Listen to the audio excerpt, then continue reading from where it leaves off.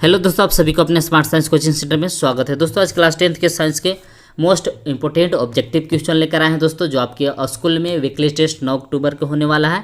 उसके लिए बहुत महत्वपूर्ण क्वेश्चन है दोस्तों, और फाइनल बोर्ड एग्जाम के लिए भी बहुत महत्वपूर्ण एक क्वेश्चन है। तो चलिए दोस्तों फटाफट से क्वेश्चन को देख लेते हैं। तो पहला क्वेश्चन दोस्तों कुछ इस प्रकार से दिया हुआ है। क्या है क्वेश्चन दोस्तों, ध्यान से देखिए। पहला क्वेश्चन दोस्तों इस तरह से दिया हुआ कि विद्युत धारा को किस यंत्र से मापा जाता है। तो दोस्तों विद्युत धारा को एमीटर से मापा जाता है, इसलिए इसका राइट आंसर हो जाएगा दोस्तों बी हो जाएगा। ठीक है, क्वेश्चन नंबर आगे देखिए। तो दूसरा क्वेश्चन दोस्तों इस तरह से दिया हुआ है कि 1 इलेक्ट्रॉन पर कितना आवेश होता है। तो दोस्तों 1 इलेक्ट्रॉन पर आवेश इतना होता है कि 1.6 × 10⁻⁻19 कूलाम होता है। ठीक है, इसलिए इसका राइट आंसर हो जाएगा दोस्तों बी हो जाएगा। ठीक है, आगे बढ़िए। तो क्वेश्चन नंबर तीसरा दोस्तों इस तरह से दिया हुआ है कि 1 कूलाम आवेश में कितने इलेक्ट्रॉन होते हैं। तो दोस्तों 1 कूलाम आवेश में 6.25 × 10⁻18 इलेक्ट्रॉन होते हैं। ठीक है दोस्तों, इसलिए इसका राइट आंसर हो जाएगा दोस्तों ए हो जाएगा। ठीक है, आगे बढ़िए। तो क्वेश्चन नंबर 4 दोस्तों इस तरह से दिया हुआ कि विभवांतर के साई मात्रक है। तो दोस्तों विभवांतर के साई मात्रक क्या होता है, वोल्ट होता है, इसलिए इसका राइट आंसर हो जाएगा दोस्तों ए हो जाएगा। अब क्वेश्चन नंबर 5 देखिए। तो 5 क्वेश्चन दोस्तों इस तरह से दिया हुआ है कि किसी विद्युत परिपथ में 2 बिंदुओं के बीच के विभवांतर मापने के लिए वोल्ट मीटर को किस प्रकार संयोजित किया जाता है।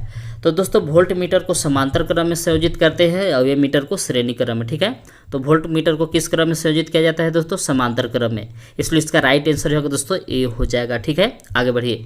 अगला क्वेश्चन दोस्तों इस तरह से दिया हुआ कि किसी विलयन का पीएच मान 10 है, तो वह निम्नलिखित में से क्या होगा। तो देखिए दोस्तों क्षारीय विलयन का पीएच मान 10 से अधिक होता है, इसलिए यह विलयन क्या होगा, क्षारक होगा। ठीक है, इसलिए इसका राइट आंसर होगा दोस्तों डी हो जाएगा। आगे बढ़िए।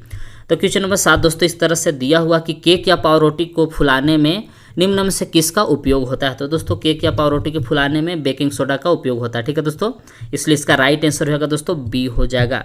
आगे बढ़िए। क्वेश्चन नंबर 8 दोस्तों इस तरह से दिया हुआ है, कौन सा पदार्थ क्लोरीन से अभिक्रिया करके विरंजक चूर्ण बनाता है। तो देखिए दोस्तों जब बुझे हुए चूना पर क्लोरीन गैस प्रवाहित किया जाता है तो विरंजक चूर्ण का निर्माण होता है। ठीक है दोस्तों, तो इसका राइट आंसर हो जाएगा बी हो जाएगा। बुझे हुए चूना पर क्लोरीन गैस प्रवाहित करने से क्या बनता है दोस्तों, विरंजक चूर्ण बनता है, इसलिए इसका राइट आंसर होगा दोस्तों बी हो जाएगा। आगे बढ़िए। तो क्वेश्चन नंबर 9 दोस्तों इस तरह से दिया हुआ है कि उदासीनीकरण अभिक्रिया से क्या प्राप्त होता है। तो दोस्तों उदासीनीकरण अभिक्रिया से लवण और जल दोनों प्राप्त होता है। ठीक है दोस्तों, इसलिए इसका राइट आंसर होगा दोस्तों सी हो जाएगा। क्वेश्चन नंबर 10 देखिए दोस्तों इस तरह से दिया हुआ है कि पदार्थ ए बी सी का पीएच मान क्रमशः 2, 7, 10, 14 है, तो इनमें से कौन सा पदार्थ अम्ल होगा। तो देखिए दोस्तों अम्ल का पीएच मान का होता है 7 से कम होता है, तो 2 जिसका पीएच मान होगा यानी कि ए विलयन का पीएच मान कितना है 2 है, तो ये अम्ल होगा, इसलिए इसका राइट आंसर होगा दोस्तों ए हो जाएगा। ठीक है, आगे बढ़िए।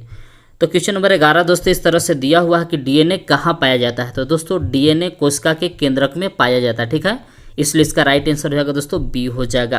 क्वेश्चन नंबर 12 दोस्तों इस तरह से दिया हुआ कि किसी जीव को अपना अस्तित्व बनाए रखने के लिए कौन सा प्रक्रिया आवश्यक है। तो देखिए दोस्तों किसी भी जीव का अपना अस्तित्व या अपने जाति को बचाए रखने के लिए जनन आवश्यक है। ठीक है दोस्तों, इसलिए इसका राइट आंसर होगा दोस्तों सी हो जाएगा। क्वेश्चन नंबर आगे देखिए दोस्तों इस तरह से दिया हुआ है कि अमीबा में किस प्रकार का जनन होता है। तो दोस्तों अमीबा में जनन विखंडन होता है। ठीक है, विखंडन द्वारा अमीबा में जनन होता है, इसलिए इसका राइट आंसर होगा दोस्तों ए हो जाएगा। अब क्वेश्चन नंबर 14 दोस्तों इस तरह से दिया हुआ कि निम्न में से किस जीव में बाह्य निषेचन होता है। तो दोस्तों मनुष्य में बाह्य निषेचन होता है। ठीक है, इसलिए इसका राइट आंसर होगा दोस्तों सी हो जाएगा। क्वेश्चन नंबर 15 दोस्तों इस तरह से दिया हुआ कि भ्रूण को मां के गर्भाशय के किस भाग से पोषण मिलता है। तो दोस्तों भ्रूण को प्लेसेंटा द्वारा पोषण मिलता है। ठीक है, इसलिए इसका राइट आंसर होगा दोस्तों ए हो जाएगा। अब क्वेश्चन नंबर आगे देखिए। तो अगला क्वेश्चन दोस्तों इस तरह से दिया हुआ है कि निम्नलिखित में से कौन सा लैंगिक संचरण रोग है।